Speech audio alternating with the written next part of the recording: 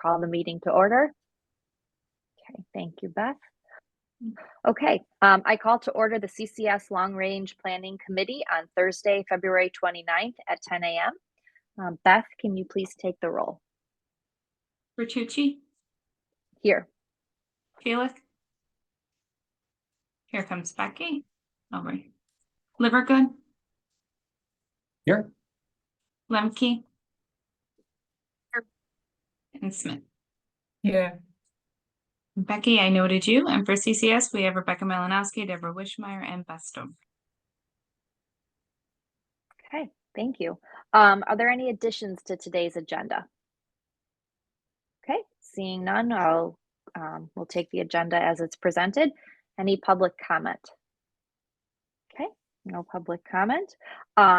May I please have a motion to review the minutes? Approve the minutes of September 14th, 2023. The minutes are in your packet, and I believe they were sent out in an email following. Okay, and I have a motion for their approval. See Susan. Okay, may I have a second? I'll second. Or no, maybe I can't second. I don't know. I'll second. That's Second. fine. Okay, thank you. So Susan was the first and Robin was the second. Okay. And then second is right. Becky. Is that? I think Robin beat me to it. Robin. Okay, thank you. Okay, all right. I will turn it over to Rebecca. Oh, did you want me to do roll for the approval or? Oh my God. Yes, sorry. Yes. That's okay. Bertucci. Felich. Yes. Livergood. We had to abstain. That wasn't the last meeting. Lemke. And Smith. Yes. Thank you. Okay. Now to Rebecca.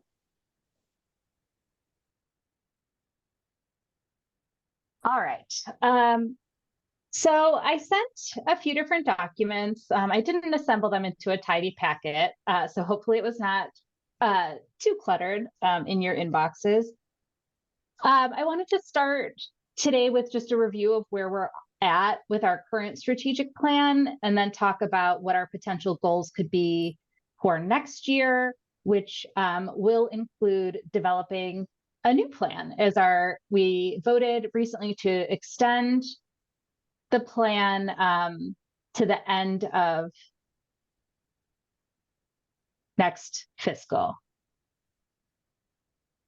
which seems longer than I thought, but I swear I double checked while I was working on this, so we're going to go with it. So our existing strategic directions and goals and are in your packet, along with a few notes on where they're at. So the short story is we're making really good progress on these goals. Some are going to necessarily carry over into next year. So for example, the new member edition, they're slated to go live at the beginning of October. So that is next fiscal. We have had a vacancy in the user experience specialist position, which we are working to fill and have made some good progress. But as a result, these specific goals have been delayed and may need to carry over into next year as well. But, other things have been completed. So Beth has pushed us forward with ACH, which is great news. We've got about half of our libraries set up to receive ACH payments when we do rebates or anything like that. And a good number of vendors that hopefully will continue to increase as we work with vendors when we get new invoices to get them set up. And then the goal of virtualizing the CCS domain controller was at risk due to Marson's unexpected leave starting in July. But he had made really good progress on that goal before he left, and OSG was able to take us over the finish line on that. So that set us up for some things we'll talk about in the strategic goals for the next year. And again, virtualize the CCS domain controller. Like, it's just a server we have in the co-location center that was old and dying, and we didn't want to spend money to replace. So now it is in the cloud as part of our Microsoft suite. It's specific for in-office use and doesn't have any impact on library staff. Are there any questions on these goals? I mean, I can walk through the whole document, but that seems unnecessary unless there are questions.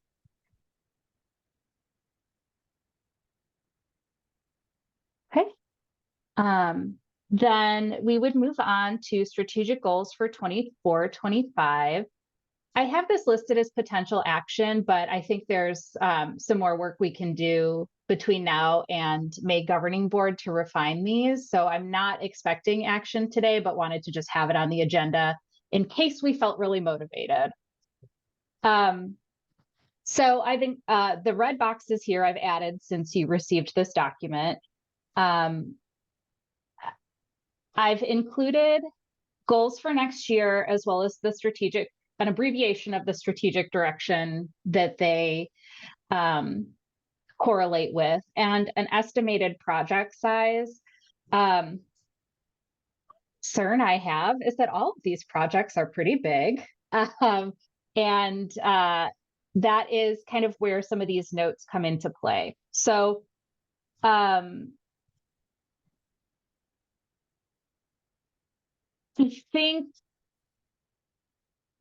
I ordered these alphabetically by the strategic direction, but I'm going to follow the order that's on our agenda. So I'm going to start with the ILS contract renewal strategy.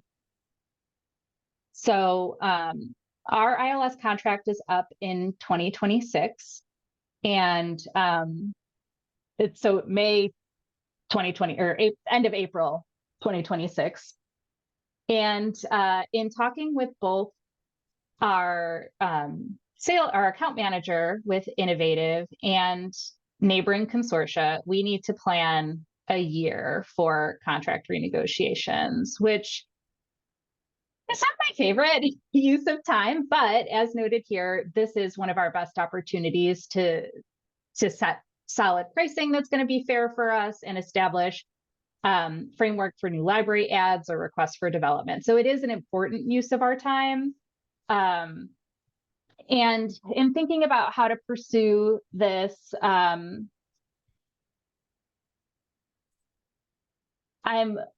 looking at other library contracts. I'm again talking with folks who've done the renewal. Because of the acquisition by Clarivate, they're going to have a whole new contract structure.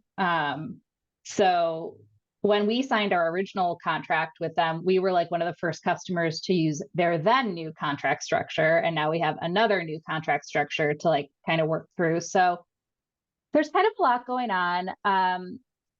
My impression is that overall CCS staff are satisfied with Polaris.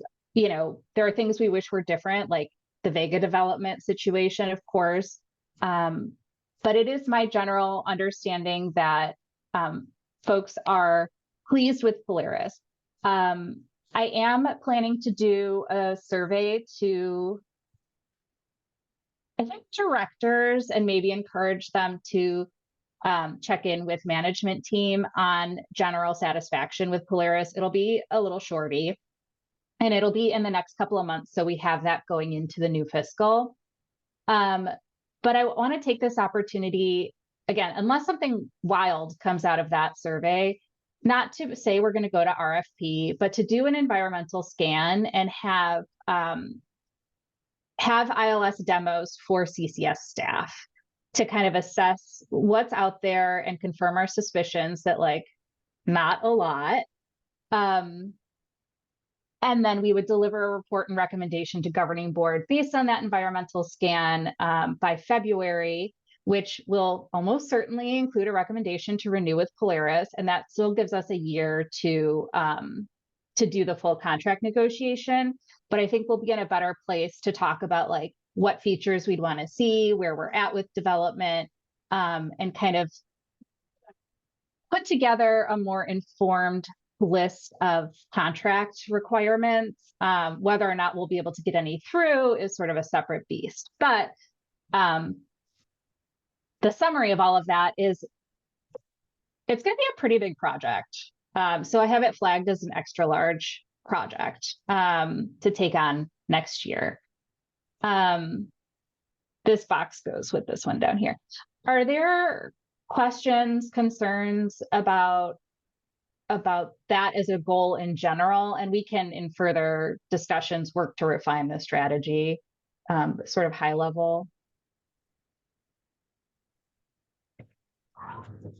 I have a couple of questions, Rebecca. Mhm.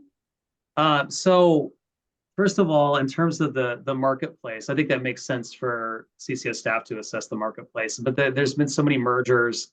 Off the top of my head, I'm thinking, really, correct me if I'm wrong, I think there are like 2 legitimate companies we could work with and 3 legitimate systems that's capable of supporting our size. And I think that would be obviously our current Polaris system, Sierra, and then Cersei Dynex, whatever their system is called these days. Is that accurate? Is to your knowledge? Yes. So yeah, and Innovative won't bid Sierra. I mean, Innovative would not let us move to Sierra. So in terms of like the established companies, we'd be looking at Symphony or Polaris. And I mean, my opinion is that Polaris is leaps and bounds better than Symphony. What that doesn't include, and I would like no one to panic when I say this, is like open source solutions that are in the market. There are more consortia, big county systems, as well as some consortia more like us that have moved to open source. I historically have not been on the open source bandwagon, but I want to make sure that we're truly evaluating these systems and I'm not acting out of, preconceived notions. I do think our staff is in a better position today than we were in 2016 when we were looking at Polaris in terms of being able to work with an external developer if we wanted to look at an open source solution, understanding our member needs if we did, and that there has been some development in open source. Again, that said, I think if anything, it would be informing how long we want to renew with Polaris as opposed to like, do we want to renew with Polaris? Yeah, I share your concerns with open source, especially with a system with the complexity as ours. If you were, because even county systems, they're simpler, and we're very complicated. And I was thinking about this the other day. CCS we've got to be like one of the, especially with Waukegan and Mount Prospect, we got to be one of the biggest consortiums in the country, right? I mean, at least, maybe not. I don't know. We're up there anyway. And Yeah. So the other question I have, do we lose some? Because I used to, I think I told you this a long time ago. I used to work for Cersei before it was even Cersei Dynex. But it's a completely different industry then. Many more competitors. So many people have merged. Do we? And since really, essentially, there are 2 legit. Companies we could work with, and I would agree with you based on what I know about Symphony. I think you're right. I think Polaris is a better system. Do we lose any leverage by not, doing like I'm not even talking about RFP process, like an RFI process or something. But at the same time, is that just a complete? I think the only reason to do that, for my own individual opinion, would be to like give us a little leverage. But maybe it doesn't matter because maybe Innovative is very much aware that, okay, they really can only come to us. So I don't know. I'm just asking that question. Yeah, that's a great question. And that's something that was a consider. I'm like, do we do it? Do we go to RFP just to like increase our negotiating power? And in the end, I kind of landed where you just did, is like Innovative knows. Like at that point, we're going through the extra steps of a full process.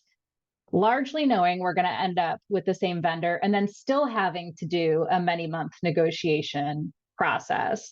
So this environmental scan is, to me, kind of like that balance, and not just like, oh, I'm going to like read Marshall Breeding's articles, but like we're going to bring them out and we're going to do demos. And I think that will demonstrate to Innovative that we are serious about keeping aware of what's going on in the market and keeping our options open. And it'll be important for our staff in general to know the things. So I think it's a kind of multi-pronged learning opportunity, but I think it would give us just as much leverage as if we went to RFP without having to deal with like the additional sort of administrative costs of a full process, I hope.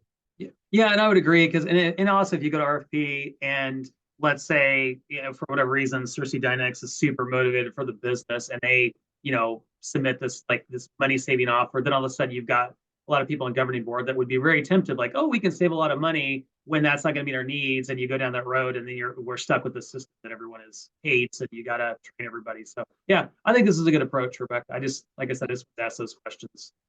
Yeah, good questions. Susan, I think I saw you. Leverage question was my question. Yeah, no, I definitely considered it, and I was just like, I don't know, it feels like a lot for pretty little gain. So I think this is going to be a solid approach. Pinnacle just renewed, they got some things in their contract they wanted, they got other things they didn't.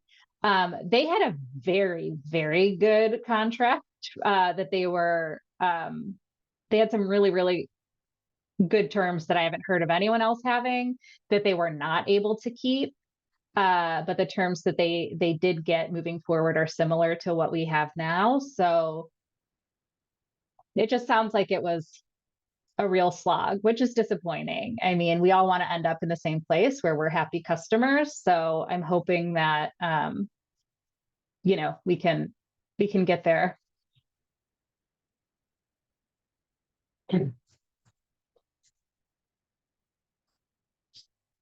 Other questions on this one?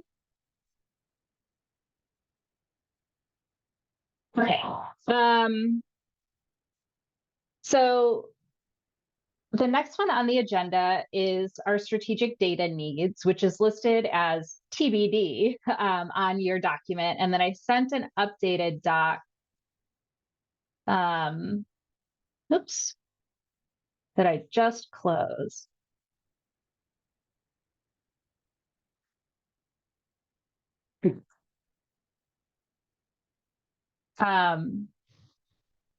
So during our last governing board meeting, the board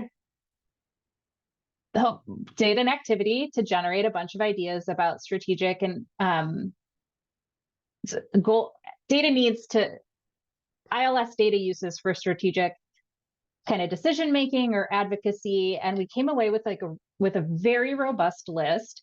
We had these under governing board 124 all results. That's the name of the activity we did. There's like a very brief summary of what was up on our big whiteboard. And again, this doesn't include all the nuance that was up there. But you can see there were 2 ideas that had 9 votes each. A lot of questions around maps and how we can better use mapping data to support library administrators, and then the ability for ILS data to interface with other tools. We also had a lot of desire to see trend and spike alerts, which kind of, when you look at all the ideas that kind of fed into that, connects with library comparison stats in real time, looking at kind of IPLAR-esque data, but without having to wait 2 years to get the data. And tracking impact of decisions, like how do our metrics look before and after a change is made, like going fine-free or changing hold parameters or adding a new feature. So all of those, so mapping aside, those are all kind of connected. CCS staff did an activity at our staff meeting yesterday that really kind of like pulled this together and clarified it for us. So as a result of all of that work, which I just kind of ran through really fast, but I think you were all present at that meeting, so you know the things. So I've drafted some next steps, both short-term, 6 months, and next fiscal year. So short-term, a question that came up was like, how many households use cards as opposed to how many card holders are there? Bob already has a process for that report and does it on demand for libraries. So like, let's roll that out for everybody. Like that's a pretty easy one to tackle. And then a thing that came up a few times, it didn't get a lot of votes up on the big board, but it came up kind of repeatedly in the worksheets that folks did, is what are the busiest times in the library? And, you know, we can easily create an hourly, daily, day of the week kind of check-in, check-out report to measure volume as like a step one. And then as a next step, create a visual dashboard of the busiest times. And then both Rails and Swan are kind of diving into mapping. They've both recently purchased ArcGIS for their team. So we do not use that for our mapping at this time. Bob uses other tools. But I think there's a very clear interest in using this kind of data. And so I think we should definitely connect with Rails and Swan and share ideas. Bob also already creates heat maps of sort of just like basic activity for libraries. So we can roll those out for all libraries as well within the next 6 months. And then identify other things that we can maybe add into those maps through, again, talking with our neighbors and working with library staff and all the things. So that's sort of like our low-hanging fruit of like, these are the things we can do right now. And then the way I see it, we have kind of two paths forward in terms of the data use. We can try to like whack-a-mole questions as they come up and like pick out questions from this big list of ideas from governing board that we can answer with the things available to us now. Or we can look at what else is out there in the world and can we find or make a tool that will help us bring multiple data streams together to analyze data holistically for our libraries. So the proposed goal that I have, which again, from a timing perspective, makes sense. Like next year we'd be evaluating and then building into our strategic plan moving forward, we'd be potentially implementing. So evaluate in-market data analytics tools, so library-focused as well as general and open source. I think you're all aware of library-focused data tools, but there are lots of other data analysis tools out in the world that we could look at to determine if there's an existing tool that could work in our environment. So, you know, kind of the short thing is like, what if we could get Library IQ or, you know, Orange Boy to work at a consortial level, that we could look at things at the consortium level, as well as at the individual library level. Assumption right now is that these tools do not work that way based on everything we know about library vendors working with consortia. But that doesn't mean they couldn't, you know, with the right motivation, or that doesn't mean that there's not, again, non-library tools that do this kind of work that we could apply. So there's some advantages to a centrally managed tool. Again, some members are already using tools in-house, but not everybody are. You know, if we were able to get everybody's data together, there's that comparative data option for benchmarking trends, et cetera, finding peer libraries. CCS could take away some of the overhead for libraries by providing support, training, best practices, analysis. There'd be less load on the system in terms of resources of like, oh, we have to send these 6 different tools, this kind of data at various schedules, and potential cost savings of a centrally managed tool. So like, it sounds really cool, but it would be a huge, huge task. It's essentially like adding another ILS. It's like maintaining a whole second platform within CCS. So I think there could be some really awesome advantages, especially if the board as a whole is like we have these administrative data questions. We want to look at these things longitudinally. We want to look at them with our neighbors as opposed to all individually. I think we could do that. Depending on what we find in the market or what we determine the goals of the project to be after some additional research and analysis, this could mean staff changes and or expansion at CCS. Like it's a big tool. It would be a big tool, a new service, not just like, here are some more reports for you to look at. So again, we can do that. And I think a great step is to spend part of next year looking at existing tools so we can build the results of that study into our strategic planning process.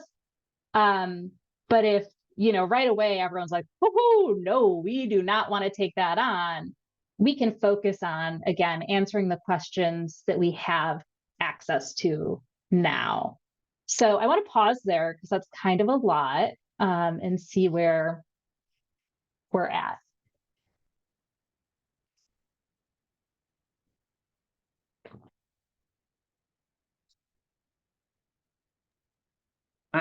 I'm a talker, and so I don't want to be always the first one to ask questions. And if I'm annoying, please tell me, like, Ryan, just shut up. Rebecca, I want to clarify something. So so this isn't is this an either or approach where CCS staff have identified the following next steps, or like do that or do the investigation? Or I just want to clarify that, maybe, because I did as you might recall, I missed the last meeting because I had the flu. But I appreciate the overview, so I'm up to speed. No, so the short term and next 6 months, like those are things that it's like we can do those right now. And then what's sort of like the either or is like what happens next fiscal. So do we do this like evaluation and be looking at these other tools, or do we continue kind of down this path where we do what we can with what we have available? Oh, I see. I see. Yeah. So we're all in on these next steps, short term of 6 months. Yep. But okay, I got you. Okay. No, what's your recommendation? Like, I appreciate you presenting the information, but what's your recommendation? What does CCS staff think? I think that it would be really valuable to spend the time to look at the options that are out there, especially as we're looking at the ILS renewal and our strategic plan. I think the timing is honestly like a little bit magical, because, Innovative's talking about all of this like Vega and next gen platform stuff. Like, it's not just Vega Discover. They want to do all these other things also. And so the question we're dealing with now about like, should we use Vega Discover? Should we use PowerPack? Should we use these other tools? That's going to keep coming up over and over for other chunks.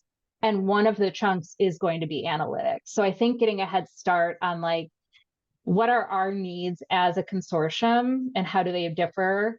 Like, I think we know how they differ from standalone libraries, but like, are there tools that can handle us? Because almost certainly whatever comes out with the Vega product is not going to be able to handle us out of the gate. So this will give us some good footing, both in our renewal and then like, how do we want to budget our resources moving forward? Yeah, thank you. Right. No, I mean, my opinion is I agree. It makes sense to invest in this effort. I think that the more this world is getting more and more complicated, and I think sophisticated data tools are really important for us. So I think this is a great idea, just personally.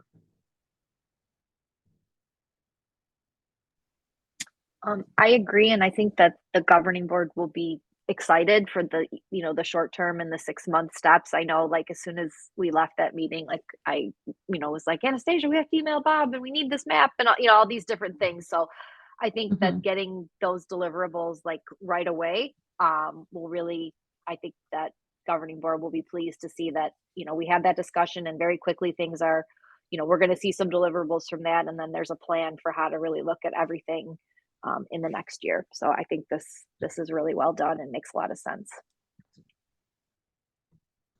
And I think since it's already libraries who are using this, that it wouldn't be like a totally cold project because we would have experts or people who are experienced that would be able to share pros and cons or try to help figure it out. So it's not like you're just going out and finding random things. You can always explore these and do random things.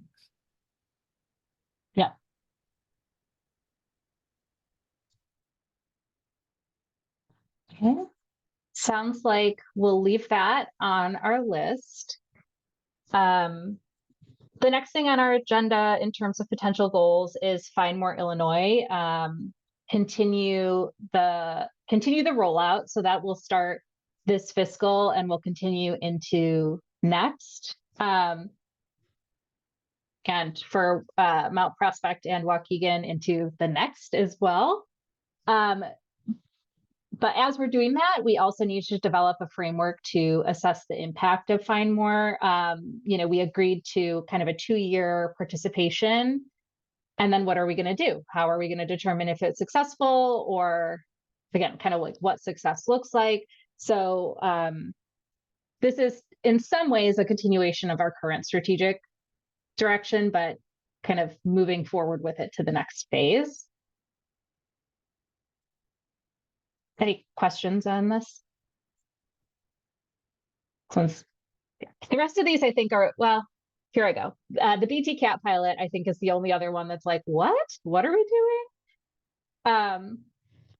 So in our last round of ideation for strategic goals, so as we were setting our goals for this current year, we were kind of not split, but we had 2 really good big ideas that we said we can only take one, and that was taking to governing board, either looking at Find More Illinois as a consortium, which we did and eventually moved forward with, or conducting a pilot project with BT Cat focused on a cost benefit analysis. So BT Cat is a service from Baker and Taylor that is a source of records that has some cataloging utility. Like, it would be kind of the other. Again, Find More Illinois is not a replacement for OCLC at this time. If it became a replacement for OCLC's interlibrary loan capabilities, if we wanted to fully move away from OCLC, we would still need a cataloging tool. So we are proposing that we do conduct a pilot project with BT Cat.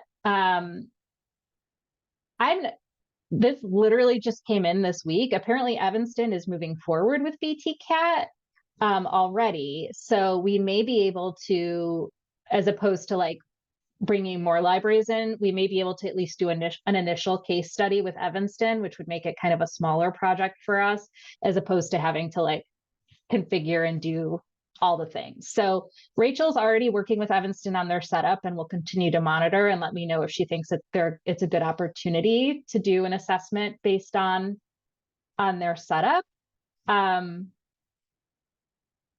So I think at minimum, we want to monitor what's going on with Evanston. And then I think by governing, like by the time we get to the May governing board meeting where we'll want to be approving our goals for next year, we should have a better idea on whether that will be sufficient or whether we'd want to propose kind of a deeper dive with maybe adding 1 or 2 other libraries as a pilot.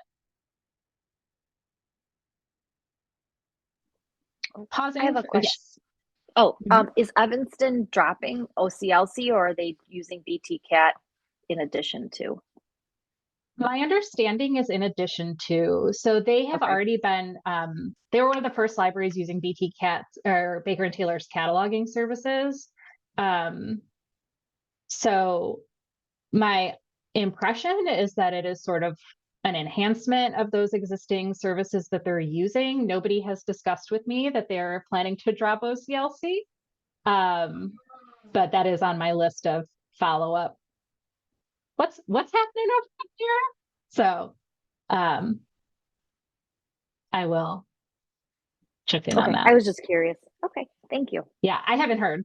Yeah.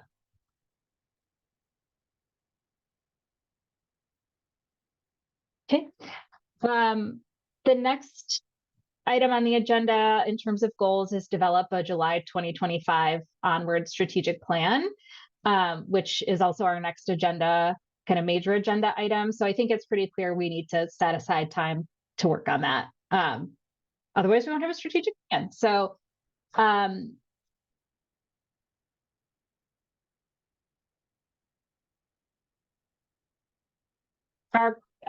so we extended our current plan already.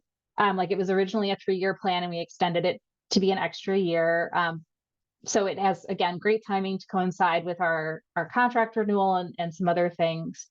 In thinking about how to pursue, the plan, we have 14 new directors on governing boards since our last planning process. That doesn't include folks like Susan, who have moved from one library to another and participated in the planning process. That's just like 14 new people. It does include folks like some of you who were promoted, like who had experience in other CCS libraries and were promoted or moved into director roles. But that's a lot of change, and we have new libraries. So I do think we should do a robust planning process as opposed to operating kind of from our previous data set. That said, you'll also see that this committee is pretty small, and we do have some interest from some of our new directors. And I think we'll want to kind of wait and do the bulk of our planning starting this July when the new rosters cycle. So we have some more participation in this group. Since we had a lot of vacancies when we were doing rosters this year, and happily those are all filled, I think. So we'll have some more folks.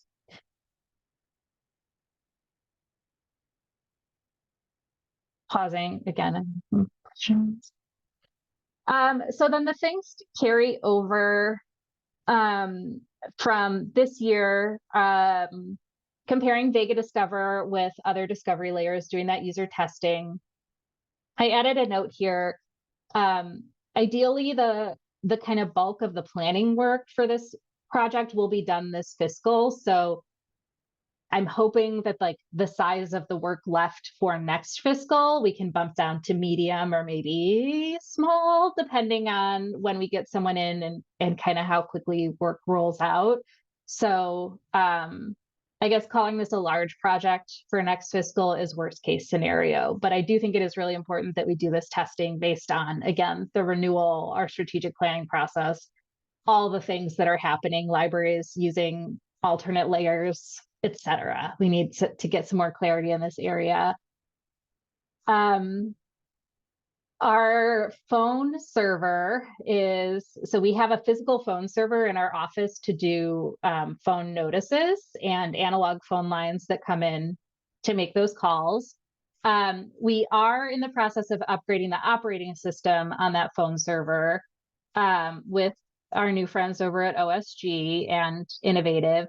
But the server itself is aging, and so we will either need to replace the server or move to a different system. My preference would be to move to a cloud-based system, just in terms of ongoing sustainability. And we had hoped to do that before the office move, but the Innovative phone alert system wasn't out yet, and we wanted the opportunity to evaluate that tool. So although this is kind of like a service migration, it's not as big as other ones in terms of like the scope of the service and the scope of the move. I think it'll be pretty akin to moving the text messages, which we did on a very tight timeline due to the fact that we were working with like a problem that needed fixing. But I think we would be able to complete this in a similar fashion with minimal impacts on library staff. Decommission the co-locations, actually a holdover from even last fiscal. We have just a couple of pieces of equipment left at the co-location site. And we've already reduced our footprint there to see initial savings and kind of our rent of that space. But we're working with OSG, and I'm hoping that we can push this through this year. We do have the funds available we could move it without adding a small cooling unit, but apparently there's like teeny tiny air conditioners that don't require like piping all the way through the building, like the equivalent of a space heater, but of air conditioners.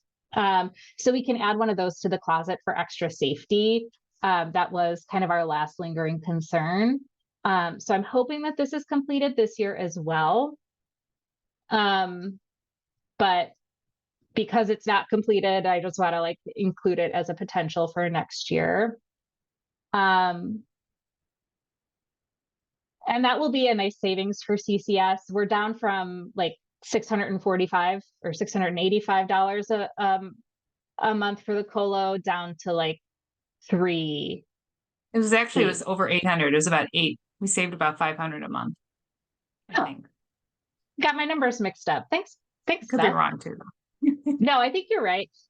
It's just like when it was split and all the things, but yeah, so we've already seen some savings, but I'd like to get that completely out of our budget. That was again, one of our goals with moving. So hopefully we'll get that work complete this year. And then, this last goal here, this is a holdover from this year. So, our staff had an idea, based on tickets that come in and like work we've seen other consortia do, to make a tool that library staff could use to better understand what their current settings are in Polaris and facilitate the process for like changing settings. And so we wanted to make sure we were working with our UX specialist in designing this to make sure it was like user friendly and effective. So it's been delayed due to the vacancy. And this is one that we could, to me, this is a nice to have project that, again, if we have to push it to next year due to our staffing, there are other things that are a higher priority, and we could keep this on the radar for later in the year or even 25, 26, if we need to make room and workloads. So I've kept it on here. I think there could be some really good benefits for it, but I think there's also things on here that will have kind of a bigger impact, and we may want to balance workload. So again, as I was looking at it, I was like, boy, no small projects next year. So we may need to make some adjustments. So that's what I have planned for next year so far. Again, I think there will be a few shifts as we move forward the next couple of months. And then if we meet in mid-April to early May before governing board, I think it to be mid-April. Governing board is very early in May. It's like May 8th. We would be in a really good place to finalize goals to recommend to governing board for next fiscal.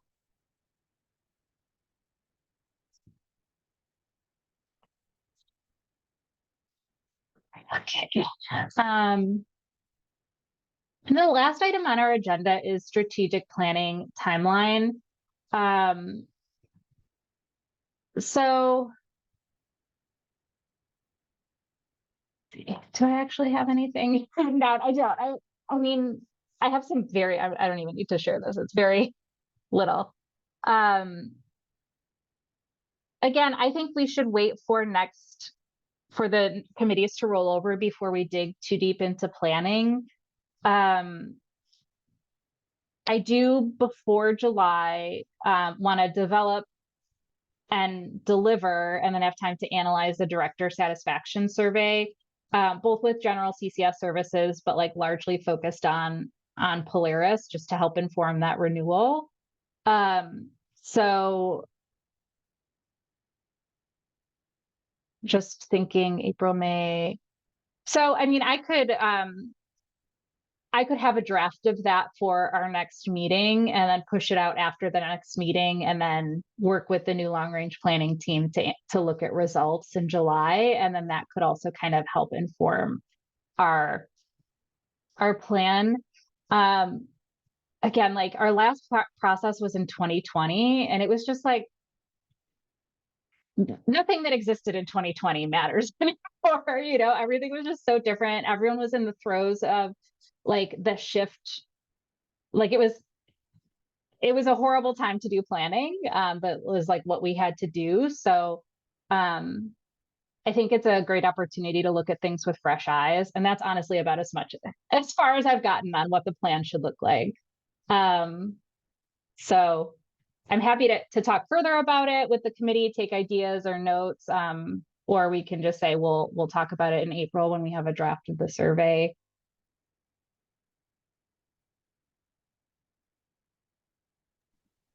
I think that's fair. And given that we have another meeting and then things are going to change after that, I think that sounds like a good plan. Then that's everything I have. So I will turn it back to you, Joanna, for anything else, questions, anything from the gang.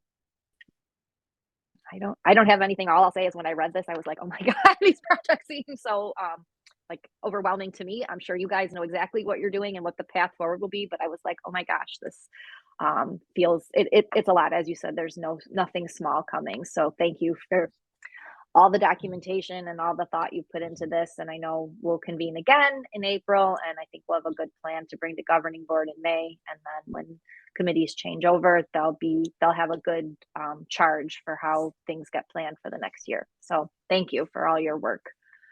Yeah, for sure. My biggest concern is workload with the projects that are listed Yeah. here. So we may see a whittled version. One, I hope some Sure. things will be complete that aren't already. But yeah, we may need to make some other adjustments as well. But yeah, a lot of it is sort of time specific, but we'll see. We'll see what shakes out in the next couple of months. All right. Does anyone have anything else for Rebecca or Beth or Deborah? Okay, it is 10:47. May I have a motion to adjourn? I move we adjourn. I'll second. Great. Okay. Thanks, everyone. Enjoy Leap Can I Day. ask, who was that motion? Sorry, I got It was me. Oh, you. Becky and then Ryan. Thank you. Yeah, happy Leap Day. I forgot, Joanna. Leap Thank Day. you for the reminder. Yes, I decided to take the day off because I said if I'm going to get one extra day, I don't want to spend it working. So taking Well, a thank you for long making weekend. time for us this morning. Oh my Enjoy gosh, the rest of your day. Of course. All right. Have a good one.